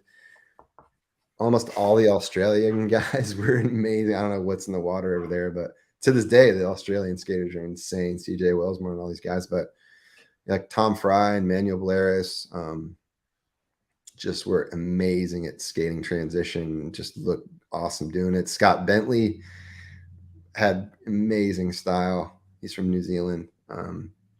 Those guys were great. Arlo was always cool to skate with. He's punk. He's just like had his edge to him and skated really hard. Michael Palak was great to skate with. I mean, the list goes on. Phil Riley was someone that really didn't get much fame that should have, that was innovating things way ahead of his time. So yeah. And rest in peace, Phil Riley. Yeah, sucks, man. Who passed away. It's been quite a while now, yeah? Yeah, I think I tracked him. There was somebody that commented on something about Phil Riley last year, and I was like, okay, maybe this guy knows what happened to Phil, because Phil was one of my great friends. He lived with me at the 50/50 house when I first moved out to California, and he just kind of disappeared, man. And I found out that Phil died in a motorcycle accident in like 2006. So, because I met Phil, he was living in San Diego when I started working at Daily Bread. He was living there for a little while, and then he moved away. And then I'd met him at the grand opening for Eisenberg's. I posted that video or an image of somebody. I wasn't sure who it was, and you had said it was Phil Riley when I was trying to find out who to clip. Oh yeah. So I actually have some footage of him I'm going to be putting up soon, where he interviews business owners on the street where Eisenberg's is on their opinion of the opening of Eisenberg's, and it's really funny, and they're not stoked on skaters or skating, and they are total squares. So the footage is really funny. I forgot about it, so I'm gonna have to put that on my list to put up. PDX, Tom, did you have any custom K2s like some of the pros in the early days? And what's the sickest trick you ever saw Andy do? Of course. I mean, I was working at K2. I was getting those custom skates made for everybody. So I had some. My favorite pair were all black, and they said Jedi on the tongue. But Ryan Jacqueline had some crazy ones. There were so many crazy ones. We'd write, we get to custom make a couple pairs a year and like embroider stuff on the tongues and stuff like that. Sickest trick I ever saw Andy Cruz do. Man, there was a lot of them. Probably the sweat stance that he did at the first X Games. He wasn't even in the contest. He flew out there with me, and sweat stance that rail. It was legit at the time, and again with like 0 sole plates on some modified weird skates. And then, geez, what else, man? The time when he was like, there was a South Padre Island ASA in Texas, and there was like this quarter pipe up to a tall sub box, and he launched up and like disaster fish brain stalled that. That was pretty sick and ahead of its time. But Andy's done a lot of weird things. He just doesn't think like a normal human being. I was at that ASA. Yeah, that was That cool. was a fun one. That was a cool competition. Now, what trick are you the most stoked on having ever done? Like, what would you consider your sickest trick? I don't know. I mean, one of the first to alley solo rail for real. That, like in the hooks too. That deal right there. That was pretty dope. There was some of the funnest stuff that I remember filming was like the bottom line video. That was the first Groove Productions thing. I was pretty stoked on some of that. A lot of the stuff that I'm probably most stoked on that happened in Atlanta in the streets, there just wasn't even a video camera. We just stuff that happened during sessions. You know, there was some big rails that we front sided down that I wouldn't do now if there was a gun to my head. You know what I mean? So yeah, it's hard to say. There's so many memories. I've been in this forever. Yeah, a lot of good sessions over in Europe and stuff like that. That are amazing. Trip to Australia. It's definitely hard to remember all these years of skating. Now, you mentioned you skated for Cosmo, and yeah. who else? What are all your sponsors you've had in your career? Man. Do you remember them all? I can't remember them all. Some weird ones, like I skated for Power Bar back in the day. They paid me. Wow, That's great. that sounds awesome. Rise Above was super tight to skate for. K2, of course. The Face Wheels brand that we did at K2, which is cool because now the Mushroom Blader guys are making wheels that were inspired by those graphics. So that's a cool compliment. Cosmo was, I was on Senate actually, which was like, why would you leave Senate? It was the biggest brand ever. But I looked up to like Tom Fry and Manuel Balearis and Scotty Crawford so much that I quit Senate, which I was thinking I was making a little bit of money and getting a huge boxes of product whenever I wanted them, to go skate for Cosmo to like just get free wheels. But it meant more to me to be on that than like to be part of like the popular deal at the time. Yeah, man, those Rise Above was super sick to skate for them. That was a cool brand, cool clothing brand. Shout out to Greg Cherry. I like Rise Above. I like their ads. I never owned any of their clothes, but it was definitely a cool brand, back in the day. And then obviously Cosmo's just been renowned for being like one of the best wheels ever to come out in the sport. What happened with Cosmo? All right, so what happened to Cosmo?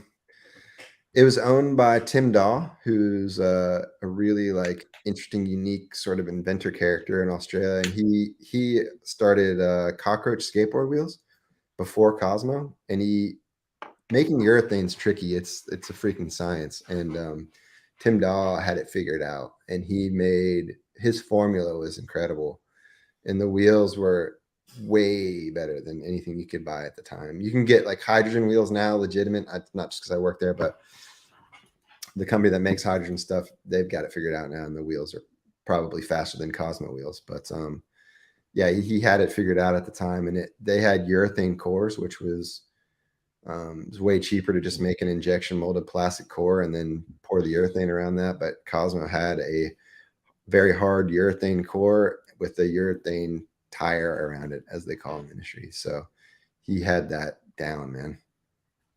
So cool. Yeah, I never had a pair of the Cosmo wheels, but I always wanted them. The only thing I ever had out of Australia, you remember 4 in a Row magazine? Oh yeah. I had the 4 in a Row calendar. Did you ever have that? I did. Yeah. Yeah, that was sick. Cool.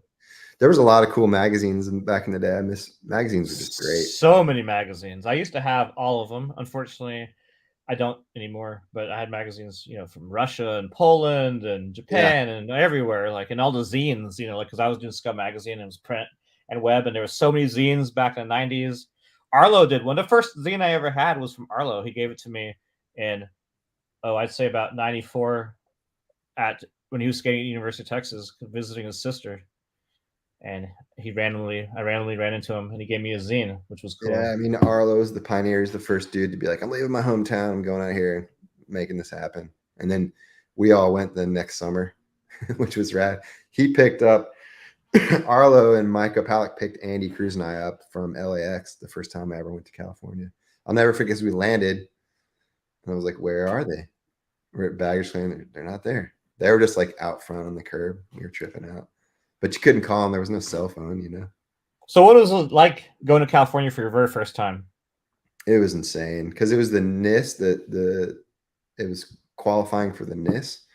That was the summer of 1994, and we flew out there and we heard there was this qualifier, and we went out there and stayed at Mark Shays's house on Venice Beach, and there was like 15 of us there. Ron Hunter and Tim Ward and Cesar Mora and yeah, Ryan Jacqueline and I hung out all summer, became great friends then, and we just slept on the floor there, man. And that summer, there was like every other weekend there was some big contest, and I qualified like 7th to get on the tour.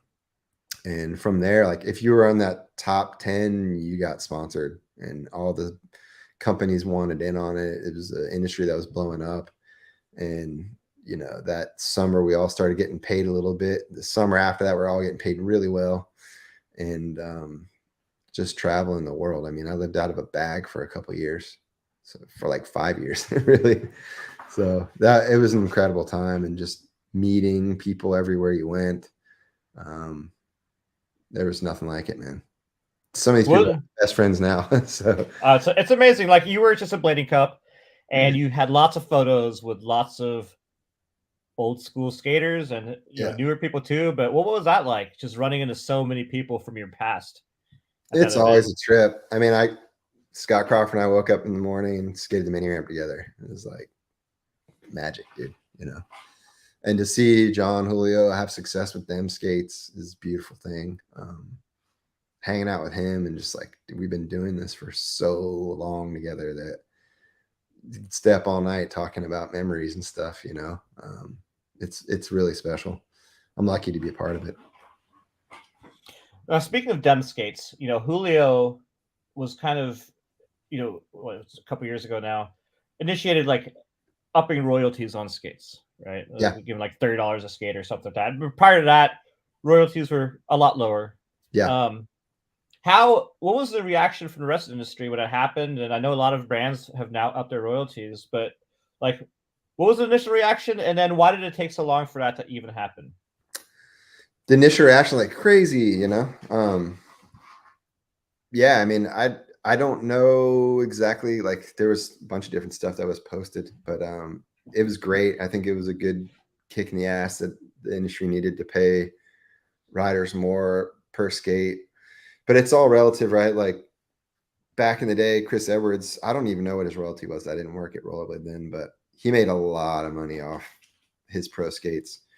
But the volumes were, whatever, 50 times more than they are now. So, $2 a skate when there was 150,000 pairs sold, pretty good money, where now it's a few thousand pairs sold. So, pretty awesome that John was able to kick that down to like Danny Beer and them. I don't know what he's doing now, but it's probably pretty good. He's taking care of his riders, and that's what happens when in industries like this, when the skater owns something, they can rewrite the rules. Mm-hmm. So I think one thing is before, the skates got a lot more expensive once royalties went up. But I think before, a lot of companies didn't think people would buy skates that expensive. Yeah. And it looks like people have been buying skates that are twice as expensive now than before. Yeah. We'll see how, does that last long into the future? I hope it does. It's kind of new territory, Right. Yeah. I feel like, people have more money now because they're older. Yeah. And they like supporting. A lot of people just like supporting the industry. I mean, are they going to stick around forever? We'll see. But it's definitely cool right now. And Again, back to the live chat. If you do have questions for Tom, feel free to ask them, and we will address them. Now, back to working at Rollerblade. Yeah. When you had mentioned when you had SkatePal, you were your own boss. You could, pretty much like do anything you wanted. Yeah. Rollerblade is a corporation. It's owned by Technica Group. There's a lot of other people involved, red tape. How much more difficult, or how difficult is it, like, to initiate a project, get it approved, to kind of do what you want to do? Like, how many? I mean, I don't know. What's it like working in that corporate structure, trying to achieve your goals? Yeah, I mean, it's way more complicated when you have more people. It's an international business with distributors and subsidiaries around the world, so it takes longer when a company is bigger like that. Rollerblade's not as big as people think it is. It's a funny thing. I think people think it's like this huge corporation, but it's really not. There's only a few of us that even handle the marketing here in the US, it was harder to do stuff. The international brand manager is Jeremy Stonier now, and the international sales manager is Stephen Cherrier. These guys have been in the industry for a long time, and they've earned their position as brand managers. And so that's how Blank came about, is because Jeremy Stonier became the international brand manager a few years ago. And right away he was like, all right, dude, go do Blank now. Let's get it going. Let's see what happens with it. And so it's been less red tape now when, he's a skater. He came from skating, and Stephen Cherrier is a skater. He still skates all the time. It's like, it's easier to do that when you have skaters in position of power. So it's been really rad the last few years to be a part of Rollerblade in this new era. And you've seen it, like the Twister skate was developed when there was a different brand manager in charge. And then right away, Jeremy came in and started fixing the things that were wrong. Like our wheels are super good now. The products we're bringing to market are good products when we bring them to market.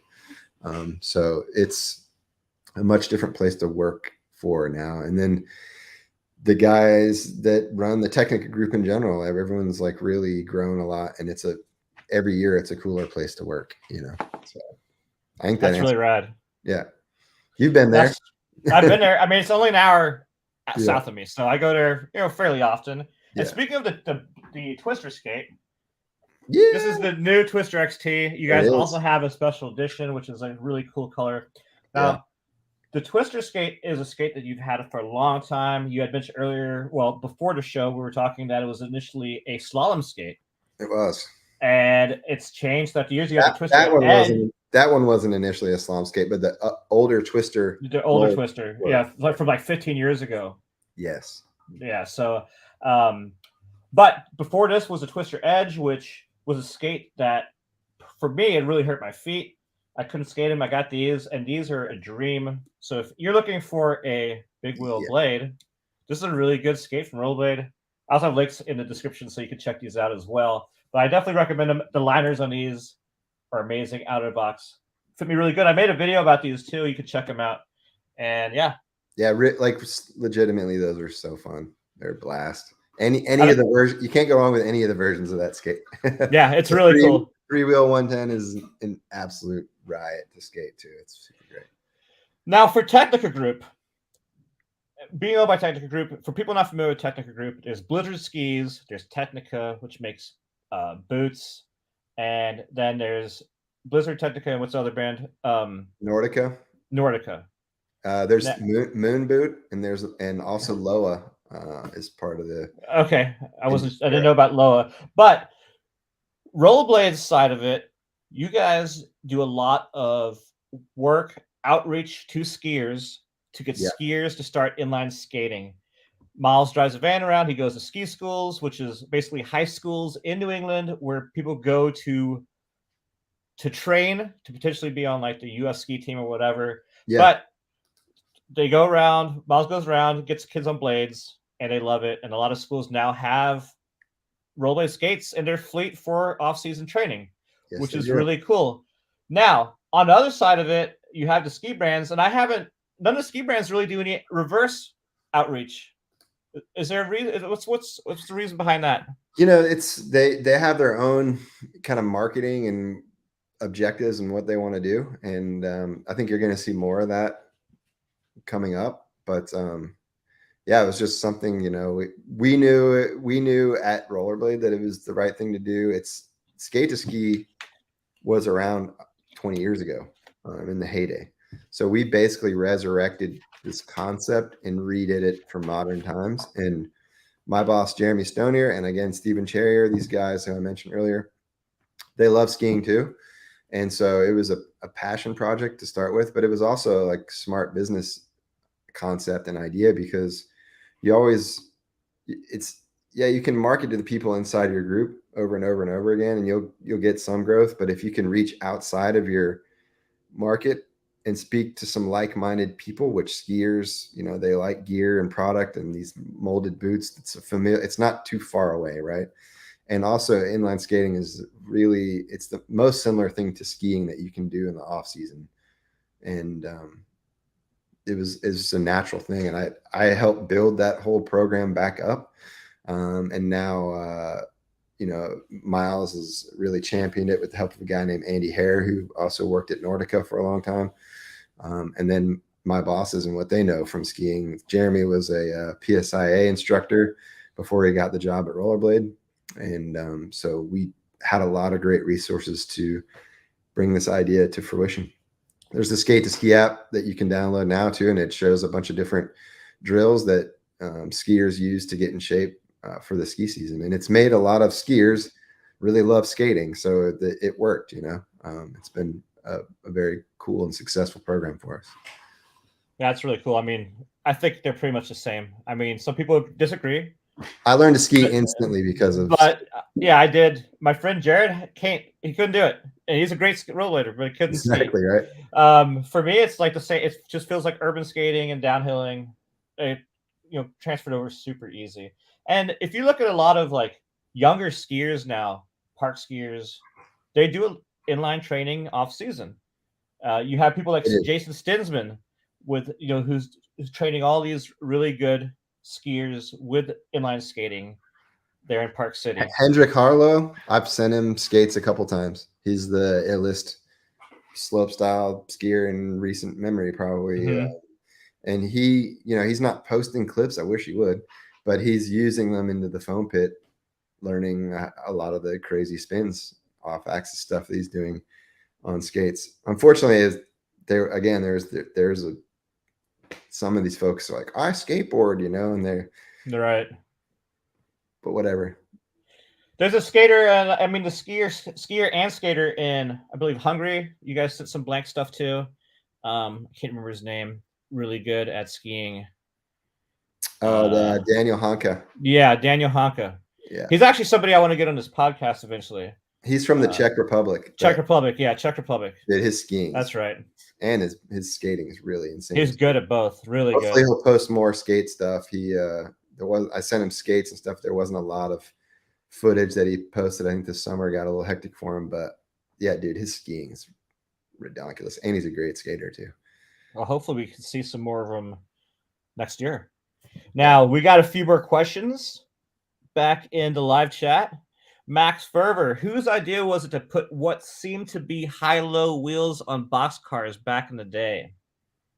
I don't know. I didn't work there at that time, but there's some pretty smart guys in product development at Rollerblade back in the day. It was probably, I'm just guessing, it was probably feedback from Chris Edwards and those guys back in the day, and trying to figure out how to make skates better for what we were doing. Sorry about my cough, man. I just got over the flu, so I'm like, I'm glad you're feeling better, dude. I was now so sick. With design. Sorry, you were really sick, right? You had COVID too. I had COVID right into the flu. It was terrible. Like for a month, I was sick. But yeah, go back to the skate question. Well, I was gonna say back to design, which is not skate design, but actual like graphic design. Rollerblade, late 80s throughout the 90s, had some of the best design in the history of the sport. Yeah, it was from cool. The t-shirts to the fanny packs to the bags, like amazing stuff. And you had some retro stuff like rollerblading come do some similar style. I mean, you guys nailed it back then with the art, and I felt like some of that stuff could have come back in the past few years. with that resurgence of the retro look and retro style, does Rollerblade ever have a plan of bringing any of those old classic graphics back? Yeah, believe me, there's been a lot of memes like, we need to do this, we need to do this. Just quite honestly, we're not a soft goods brand or company, you know. Mm-hmm. It's a whole, you know, I mean, you guys made a lot of t-shirts, but when it comes to making soft goods, it's a whole nother reality. And yeah, we're just not set up to like make a bunch of clothes and stuff right now. Um, I wish sometimes, man, because I think at the right time they would sell. I'd probably sell now too. But there Oh, was I'm there's some, sure. I'm sure. Like a one off every once in a while. But are those graphics still around? You guys even have all those graphics? no, I mean that was like way back in the day when the company was out of Minneapolis. Mm-hmm. I'd So, love to see. Somebody's got to have that on their hard drives. I'm sure you could track them down dude, somehow. But no, you're talking floppy disk eras, buddy.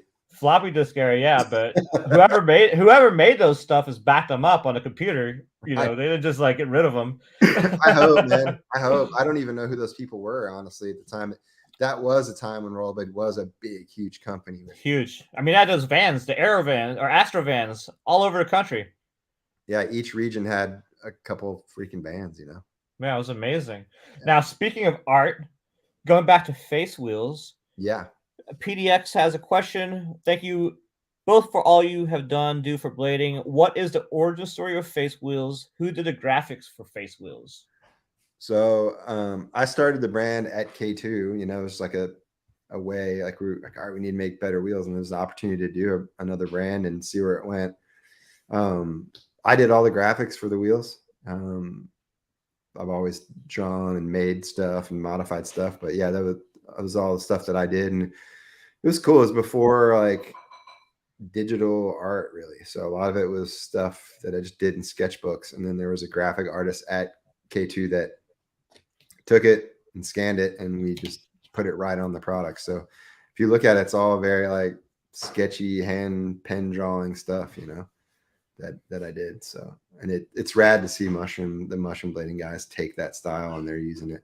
There's some stuff for blank that's coming out a new wheel that it's kind of throwback to some of that style too. I mean, I can't help it. It's the way I draw, you know. So, but if you look at Hyzy makes art on Instagram, you can see kind of what I'm doing these days. And I do a lot of stuff on my iPad now because I don't have to have any materials, you know. I don't have to I'll go ahead and put a link to that in the description below. Yeah, it'd be awesome. Watch this. Now, for your art, I saw some graphics you've done for blank that are really cool. Yeah. I don't know if they came out or not, but they're really cool. There's more stuff coming, like the new intro, like the Sean Keen's edit with the fingers coming around. I drew that stuff and then had it animated. So. Oh, really? That's really cool. And what type of like medium do you do your art on? Yeah, like so. I don't know. I just draw with like pen and ink stuff, and then sometimes I'll get into painting stuff. Or for a while there, I was grinding stuff up with wood. It just depends on how I'm feeling it. But lately, I got Procreate like a year ago for my iPad, and that's all I've done.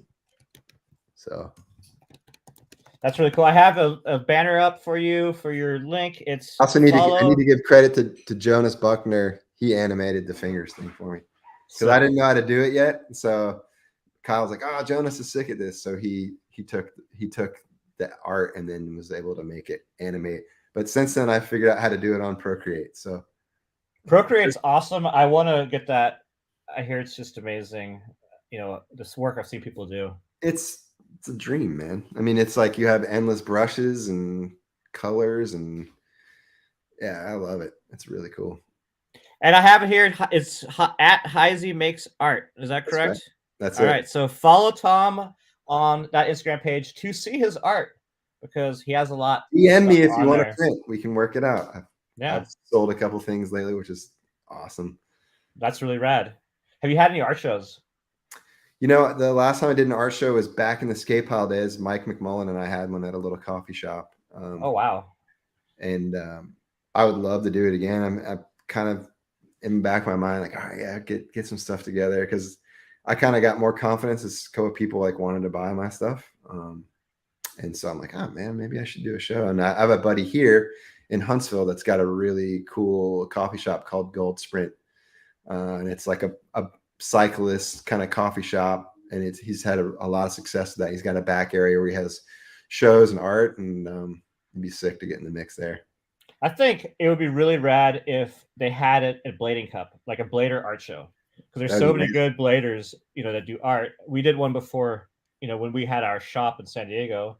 And me and John had a vintage shop. We did an art show with bladers. It's a great idea, John. If you're listening, let's go.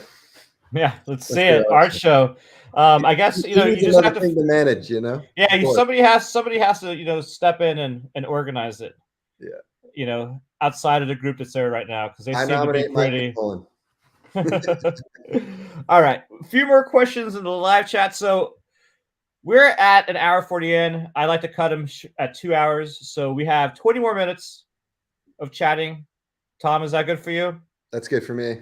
20 more minutes. So if you have questions for Tom, go ahead and throw those in the live stream. And I'm just going to make sure that you're following this channel. Subscribe to this channel if you haven't already. Hit the bell icon to be notified anytime I upload new videos. Make sure you hit the like button if you enjoy listening to Tom and myself speak.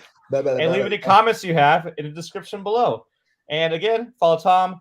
Go to blankrollingproducts.com to check out all the blank stuff. Rollerblade.com for the rollerblade gear. Lots of cool things happening with Tom in the industry. All right, back to questions. GV Games. This might be more of a statement. TRS Alpha were my first ever skates besides crappy supermarket ones. When I met a guy who did aggressive and his little crew I used to skate with, loved it, to be honest.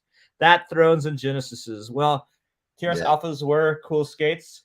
And I don't know about the U.S. having supermarket skates, but I know when I've been in like Germany and England, they have a lot of supermarket skates. Like you could buy like an Aldi, you could buy like some skates, like they're toys.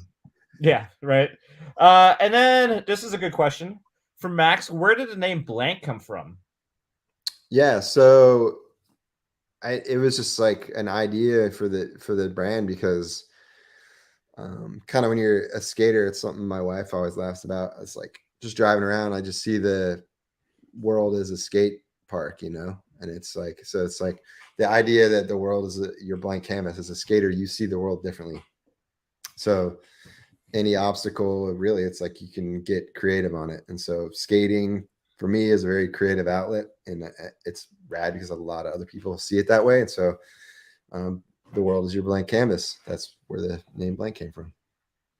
Well, and let me see. In the same question, Max says the outer boxcar wheels were called blanks. Is that just a coincidence? Coincidence. I didn't even know that. Perfect, right? That's cool. I'm gonna have to find a pair of them. Yeah, I know you. I don't know if you still have it at the warehouse. There was like way up in your warehouse. There was we have an archive of old stuff, right? Mm-hmm. It'd be cool to pull some of those out again. And it would be. There's a lot of stuff up there. It'd be great to see it on your website, like a history of Rollerblade, like dated with the skates.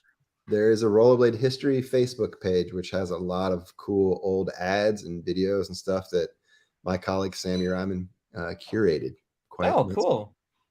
If you want to send me the link to that later, I'll go ahead and add it to the description of this video so people. I also want to find that video that guy's talking about, because I was just looking on YouTube.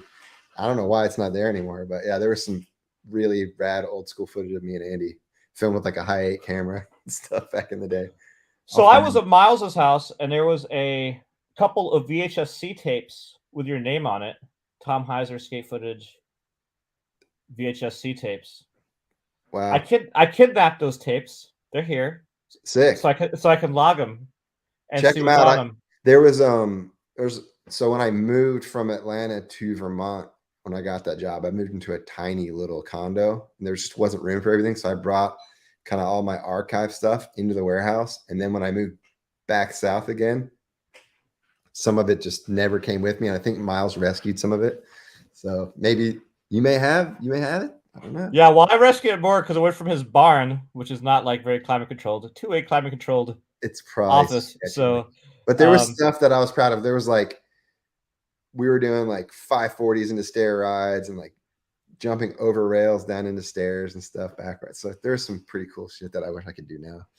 on some of that stuff. Well, if I find it, I'll go ahead and send it to you, and Oh, that'd be awesome. we could even just like watch it Let's do on it. here one time. All right, Max Fervor, did Face put out a wheel called Eggs? We did, yeah. Eggs. Eggs was a secret code name for weed back in the day because Andy Cruz used to carry his weed around in a little Easter egg that popped open and be like, eggs. That's funny. So we made a wheel that had eggs on it. Well, that's something probably almost no one knew until today. So that's there was a lot of history. there was a lot of subliminal stuff with K2. You take the wheels out, there's drawings. Like on the new Team Skate, that's kind of a throwback to that. You pull it out, there's the baghead character. The baghead character that you see when you take the frame off the new Team Skate, the baghead character was a face character, and he's going to be featured more in blank stuff too. Ah, that's awesome. So, that's exciting. That's fun. It's cool you get to play around with that type of thing. Yeah, it's fun. And then GV Games says, loved Skate Pop, man. I still think how crazy Andy Cruz style the fake roll was. Underrated stunt. Yep. Yes, it was. Some of his roll stuff was just next level. He was insane. And Gumby would be somebody who comes close to being like Gumby's gnarly rolls, but those two guys. Gumby grew up skating with Andy. Yeah. Atlanta. It's Atlanta. Something with Atlanta. Made some crazy skaters. The scene was insane back in the skate pop day. It was, you had Julian Baugh and David Sizemore growing up, Chris Smith. They had a couple kids that skated with them too, man, that kind of quit skating that were amazing. Like, had they not stopped skating. So there was a Michael Driscoll, super badass, like there were some really good skaters. Adam Bazildo was part of that whole scene. Yep. And he quit for a long time and came back and killed it. I don't know if he ever quit. He might have just didn't get clips or something. I'm pretty sure he actually quit for a while. He might have. He's a super jock, though. He's like an incredible athlete. Yeah, he's good. He does like a lot of rock climbing and everything. Yeah, he's a great guy. Robert Guerrero, I love you, Tom. I love you, Robbie G. And then you got more love from Will Gordon. There you go, guy. Talk about the heyday. Will Gordon. Guys, let me just say, if Will Gordon was able to keep skating, dude, his stees were amazing. Will Gordon. I remember when he and Dre Powell came to Atlanta for the first time, I was like, oh, it's over. Like, this is the future right here, man. Those guys were so good. Now, Shawn Michelson. I'd love to buy a Tom Hyser original piece. I collect art in general, but specifically love buying and supporting Blader artists. Yeah, so make sure, brother. make sure and message Tom. We'll pop it up again at Hyzy Makes Art for all of your Tom Hyser art needs. Let's go. It's Christmas, guys. It is Christmas, right? And we got GV Games as an English skater at Atlanta scene and Misled Media were some of my favorites. Even kids with like one trick in one montage, and it was a hammer. Yeah, shout out to Doug Urquhart. He is the man behind Misled Media. And isn't it like I don't know what time it is. It was like 2, 3, 4 in the morning in England right now. Well, thank you for watching this and staying up. Yeah, cheers. That's awesome. Now, what was your favorite trick to do back in the day, and what's your favorite trick to do now? Man, I always like topside tricks. I really like that. The feeling of topsides, sweat stances, fish brains. I love that. I really like to skate really tight transitions that are hard to get up to the top of. I love like a DIY, Jersey barrier. I love that stuff. And it's all the same. I like the same stuff now. There's nothing better than like a good back royale. It feels amazing. So I've experienced the older I get, the less different tricks I've been doing. And eventually it's just going to go down to one trick. And I know it's going to be amazing for me. What's going to be your, like, when it all goes down, you get older, like, what's going to be the one trick you're just going to keep doing for the rest of your life? Probably, it's not really my switch sole now because my right leg jacked up, but just like a good soul grind. It feels amazing. Like just skating the curbs yesterday where it's so fun. It just rip like a 20-foot soul grind. It feels so good. Curbs are always, I've loved curbs since the 90s. Yeah, it's good. And I always felt like curbs is like, back in the 90s when, since we're both the same age, you had mentioned that you did BMX when you were a kid. Everybody our age did BMX when they were a kid, right? Yeah. For the most part, BMX was huge. Yeah. And they probably skateboarded, which I did both. I bladed too. all the bladers are younger. So, but and one thing back then is all the skateboarders had so much fun just tapping curbs, Yeah. and that's kind of how like inline skating is today. Everybody's just gonna have fun. They just have fun skating all sorts of different things. Yeah. Shout out to Joey McGarry, because I watched the edit of him where he was skating the old TRS Lightnings on the curb, and the blank test that he did, the blank skates test. I was like, dude, I want to skate curbs right now. It's like he was killing it, dude, on those Lightnings skating a curb. It was so sick. That's amazing. Yeah, those guys inspire me to skate still, man. Like watching all that, like it's so sick. Those guys, they've been so innovative for such a long time, and a lot of people kind of hated on them for a long time, and now it's come full circle, and all the haters are doing the same thing, and it's crazy. And going back to something similar with people coming back into skating, Rock and Roll asks, many old heads and comments of edits complain the standard isn't what it was like in the early 2000s. I think it's actually good that the pro level is more accessible to draw in new groms. What say you, gents? I will let you go first, Tom. Well, I will say I used to be a severe critic, and the Kelsos talked about this in an edit or interview I watched recently, like the standard, of how the stuff. And I will say, like, now if you're pro level, really amazing. I mean, it's pro's weird because a lot of people aren't getting paid to skate that are on the level to get paid to skate. But I would say all this new creative skating, skaters that are really good, they're doing a lot of really funky tricks, but they're doing it with a lot of control. So I don't know. I think I'm answering this this question, but that's what I think. Like the early 2000s, things were a little bit more loose, and the pro level now is ridiculous. I mean, you look at how much control these guys have, Alex has, or it's just Sean Keen. These guys. I mean, it's amazing. Well, yeah, I agree. And to expand on that, I think back in the early 2000s, you had a lot of kids. It was all kids. Everybody was a teenager for the most part. All the hammer skaters. Yeah, they're very competitive. There was a lot more like this dream of like, I got to do this to become pro or get sponsored. And it was business blading, like being a magazine. Like it just wasn't as fun. And and I agree with the accessibility. I feel like there's a lot of people who watched, and I've said this before, watched Leading the Blind and probably quit skating because they watched that video and like, I can never do the tricks in this video. Right? It wasn't accessible. And people like always, see people saying, oh, we need to show this to get people to start skating.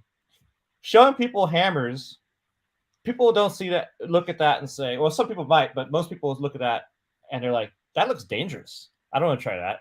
Yeah. Like that's, showing somebody do wizard skating or like urban skating, that looks fun to people. They're like, oh, that looks fun. I could do that. So I think the accessibility is an issue. With that, I also feel like that there's still a lot of stunts today. I don't think stunts went away, but the way their videos are presented today is different. You had these big videos come out where people contribute footage, and you had everyone set their hammers in. Now you have a lot of web edits, a lot of just single clips on Instagram. Stuff, yeah. And there's the footage. You see that footage. It's just you might not actually see it yourself, but it's out there. So I think the stunt stuff also was a reaction to like, we're trying to get accepted by action sports, man, and we're gonna just go kill ourselves to like prove it. And we had to go through that, and to an extent, although I don't feel like other action sports actually watched most of the videos. I mean, I know some did, because when Leading the Blind came out, growing up in Austin, you had a big BMX scene. You had Empire BMX, which was Trim BMX before that. I gave him a copy of Leading the Blind when I went home for Christmas because I was friends with them. And every year after that, anytime I would go out and I would meet a BMXer and I say I rollerbladed, they're like, have you seen this video, Leading the Blind? Because every single BMXer watched that video at that shop. Which was really cool because they were all stoked on it. It's Pat Lennon, dude. He was BMX blading. Yeah, right. And there's a BMXer today named Sean Burns. Really good. Out of Boston, lived in Austin for a while. He does Bone Death. Loves watching blading. He even commented that he rides more like a blader. I don't know if you've ever seen his riding. He is stunningly insane. Yeah. And he watches all these, Instagram clips I put up, and he always asks where they are and stuff like so. there's definitely this connection with BMX and the hammer skating because BMX goes so big. Yeah, there's the nuance right now. I just love it. I mean, I watched the Todd McHenry edit in Mexico that he just posted, and it's like he 540s over this little, I think it's like a patch of grass or something, but actually he 360s, right? He does a 360, but as soon as he lands, he's keeping the momentum going, and he just pivots it to fakie. So if you watch this clip carefully, you might be like, oh, he just 540'd that. But in reality, he 360'd it. And as soon as he landed, he just swivels to fakie. And I'm like, So oh my sick. God, this is so sick. Like the All control. that swivel stuff. I mean, Like and so Michael. that's all going to like wait till hammers, if that gets popular again, with the control of like the edge control that people are realizing now. It's going to be, then it's just going to be like. One of my favorite skaters to watch with that is Michael Kraft. I don't know if you follow him on Instagram, but his swivel, his skating right now is top notch. Top notch. So let's go through this live chat. Answer the last few questions we have in here. Did Tom ever shoot film? I feel like I remember a clip of him holding a Bolex in a VG16 or something. Yeah, I mean, it was more like Dave Payne's like, hold the camera for me. You know what I mean? This second angle kind of, that's, I would never have considered myself a videographer kind of person. But I've definitely held the camera for Doug Urquhart and Dave Payne, and because I've always been, after I blew my knee out the first X Games, I was just like, I'm not going to care about being a pro skater. I'm just going to skate and cruise around. And so a lot of times I'd get a clip if it was something that was the stuff I like to skate. Otherwise, I would hold the camera for somebody, and it was fun to do that. There was like, I remember I've held the camera for the Mind Game video when Dustin Latimer skated his car. I was the second angles on that got used a bunch, but I just stood there where I was told to stand and panned, That's funny. I witnessed awesome. a lot of super ill stuff go down, like, because BK is one of my best buddies, and he was the illest photographer, him and Jess at the time. So I would go out with him on shoots, and I remember watching Aaron Feinberg do psychotic stuff, and Shima, and I've seen some stuff. I was there. I saw it too. There's stuff where I'm like, and I'm sure you've been in this position where you're like, afraid someone was going to die, Oh yeah. I've had a few of those. Definitely. Not too many, but some of the stunts, probably like a person comes to mind would be Mathieu Heinemann grinding the ledge at the San Diego Convention Center. Yeah. Oh my gosh, that was insane. So we have another couple legends in the chat right now. We got Mathieu Ledoux, the neighbor from the north. Let's go. Let's go skate tomorrow, Rob G. So looks like they're skating. Mathieu and Robert, are you guys going to the session at Le Taz Skate Park in Montreal this weekend? Let me know in the comments, because I think I'll be in Montreal. I'll fly on the Rollerblade private jet, dog. Yeah, do that. And then one of the best bladers in Rollerblade company history, Santiago's in the house. Oh, sick. What up, Santi? Santiago, welcome back. Santi is usually in the live chat for these shows, so it's cool to see him here again for this. Legends. And then rock and roll. It's a dicey subject. No disrespect to pros today. No one was doing back then what Enan Eugen is doing now, which is a great example of next level skating. Unbelievable. Lots of people doing hammer steel. It's more diverse. Yeah, I feel like it's different, and accessibility. Like I said, used to be just the core videos came out. Now there's all sorts of stuff everywhere. Yeah, and the skates are just, you can do more on them now. You can do more, yeah. And Rob G, Mind Game was next level, but how next level if Chris Farmer is the only one that kept at it? I'll say this about Chris Farmer. He's one of my all-time favorite skaters, and he is way more talented than what he shows on Instagram. Because all this rail stuff, he can do so much more on skates than rails. And he's the king of rails. But come on, Farmer, show us more. I want to see it. I know you got it. You can do so much stuff, dude. Farmer is amazing, though. Show the world, brother. And then Rock and Roll says, Jan, you take crypto instead of Super Chat. I do not. Crypto is something I haven't got into yet. I'm not in the crypto, son. But No, not yet. I will look into it though for the future. Rob G invented crypto. And then Santiago. Great to see you, my friend. So we are at 2 hours on the dot. So I'm going to go ahead and call it. I think it was a really good show. Lots of information. I really appreciate Thanks for having you me. being on the show. I want to thank everyone who joined us in the live chat. I have links to Tom's Instagram in the description below. Blank rolling, Rollerblade. I have links where you can check out the Twister XT that we talked about and the blank skates. Check them out. Get some for yourself. They're both really awesome. Or Sean Keen, get his skates. Yeah, support Sean Keen. And if you enjoyed this episode, make sure to hit the like button. Leave any comments you have in the description below. Share this video with your friends. And if you haven't subscribed to this channel, please hit the subscribe button and hit the bell icon to be notified anytime I upload new videos. So I would like to thank everyone for joining us. I have it in video here somewhere. And here it is. Tom, thanks so much for being on the show. Any last words? Thanks for having me. Love all y'all. Keep skating. And hopefully I get to meet you in person sometime. All right, awesome. If you want to stay on here for just one more moment, Tom, I will talk to you after the show. All right.